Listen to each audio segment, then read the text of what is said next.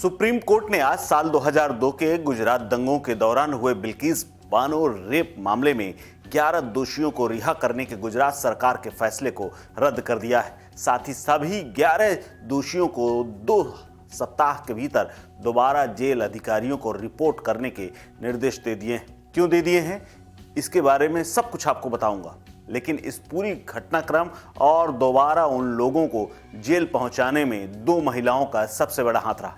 एक तो महिला वकील का, जिन्होंने इस पूरे मामले में बिल्किस बानो की तरफ से पैरवी की, दूसरी तरफ उस महिला जज का जिसने एक और अन्य जज के साथ मिलकर इस मामले में फैसला सुनाया। दरअसल इस मामले में फैसला सुनाने वाले जस्टिस उज्ज्वल कुमार भुइयां और बी.वी. नागरत्ना, इन लोगों ने फैसला सुनाया। इसके अलावा सबसे बड़ा रोल जो रहा उसमें से बी.वी. नागरत्ना का रहा। अब ये कौन है बी.वी. नागरत्ना, जो कि सुप्रीम कोर्ट में जस्टिस हैं? इनके बारे में जरा जान लीजिए। दरअसल बी.वी. नागरत्ना का जन्म 30 अक्टूबर साल 1962 को हुआ था। नागरत्ना सुप्रीम कोर्ट की जस्टिस हैं। जस्टिस बी.वी. नागरत्ना ने दिल्ली यूनिवर्सिटी के लॉ डिपार्टमेंट से LLB की डिग्री ली है। पढ़ाई पूरी करने के बाद नागरत्ना ने 28 अक्टूबर 1987 को एक वकील के रूप में अपनी लॉ करियर की शुरुआत की। उन्होंने बेंगलुरु में प्रैक्टिस शुरू की। उन्होंने साल 2008 से 2021 तक कर्नाटक हाई कोर्ट के न्यायाधीश के रूप में भी काम किया है। इसके अलावा उन्होंने 28 फरवरी साल 2008 को कर्नाटक हाई कोर्ट के अतिरिक्त न्यायाधीश नियुक्त करने की जिम्मेदारी उन्होंने उठाई थी, उन्हें नियुक्त किया गया था। इसके बाद 17 फरवरी साल 2010 को एक स्थायी न्यायाधीश के तौर पर उन्हें जिम्मेदारी मिली थी। बता दें कि हाई कोर्ट के न्यायाधीश के रूप में बी.वी. नागरत्ना के लगभग 13 साल का कार्यकाल रहा और साल 2021 में जब सुप्रीम कोर्ट की कोलेजियम ने केंद्र सरकार के पास कोर्ट में खाली पड़ी वैकेंसी के लिए 9 नामों की सिफारिश की, तो उसमें बी.वी. नागरत्ना का नाम शामिल था। इसके बाद बी.वी. नागरत्ना सुप्रीम कोर्ट की जस्टिस बनी। उनके पिता E.S.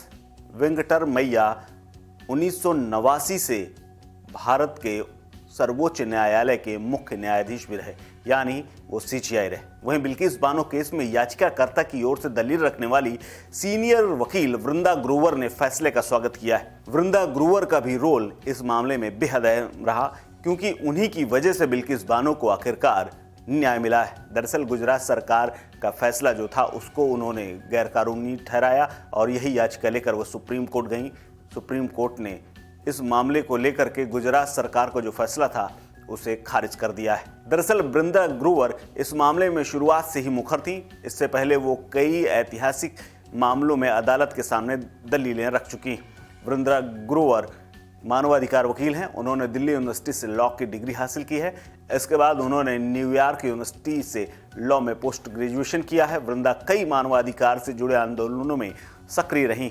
उन्होंने महिलाओं और बच्चियों को घरेलू हिंसा और यौन हिंसा से बचाने के लिए बने कानून का मसौदा तैयार करने में भी योगदान दिया था। वृंदा अत्याचार के खिलाफ, सांप्रदायिक और टारगेट हिंसा के खिलाफ मामलों की वकालत करती रही हैं और अब वृंदा को देश के सीनियर वकील के तौर पर भी जाना जाता है।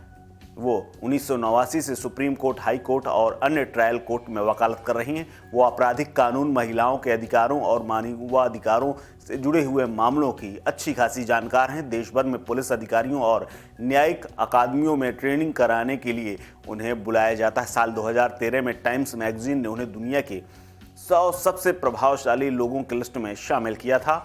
अब उन्होंने बिल्किस बानो को न्याय दिलाकर एक नया अध्याय खड़ा कर दिया है, जिसमें सरकार बनाम पूरी जनता, सुप्रीम कोर्ट ने जिस तरह से इस पूरे मामले में टिप्पणी की है और उन्होंने कहा है कि आरोपियों को सजा दोबारा अपराध न करने के लिए दी जाती है, लेकिन सरकार ने इस तरह से आरोपियों को छूट दे करके उनको रिहा करके एक गलत नज़ीर पेश की है। इसके लिए हम इस फैसले को रद्द करते हैं। इन दोनों महिलाओं ने बिल्किस बानो को जिस तरह से न्याय दिया है उसकी चर्चा पूरे देश में हो रही है। इस खबर में फिलहाल इतना ही। अपडेट्स के लिए बने रहिए वन इंडिया हिंदी के साथ। नमस्कार।